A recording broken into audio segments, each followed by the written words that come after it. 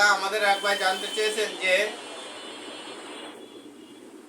বাংলাদেশ তো অধিকাংশ মুসলিম রাষ্ট্র, মুসলমানদের দেশ।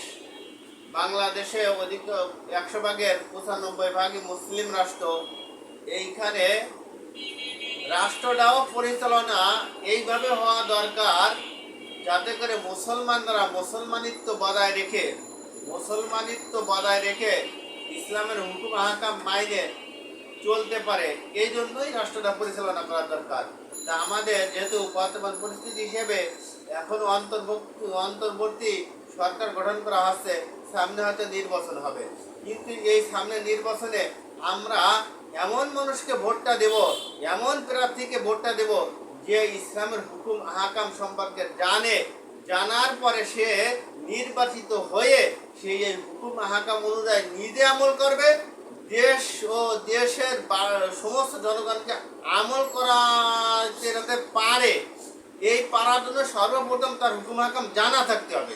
তার যদি ইসলামের হুকুম হাকাম জানাই না থাকে, তাহলে সে কিভাবে জনগণকে সেই দিকে আদেশ করবে, সেই দিকে পথ প্রদর্শন করবে? এই জন্য ভাই, আমাদেরও দায়িত্ব আছে। আমরা আল্লাহ তাবারক ওয়া তাআলার ফজলে আল্লাহ তাআলা আমাদেরকে আলেম বানাইছে, আমাদেরকেও কিন্তু কিয়ামতের ময়দানে জবাব দিতে হবে। তোমরা নির্বাচনে এসেছিল, জাতিকে কি পরামর্শ দিছিলে যে কাকে ভোট দেবে, কাকে ভোট দেবে না?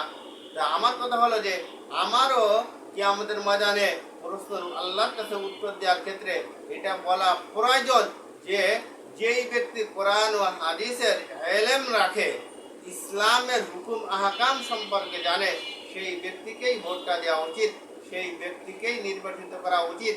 আর এই ক্ষেত্রে কওমি মাদ্রাসার উলামা ইকরাম, বিশেষ করে যারা ইসলামিক আইন, ইসলামিক ল ফতোয়া বিভাগে পড়ালেখা করায়, এদের বিকল্প নাই।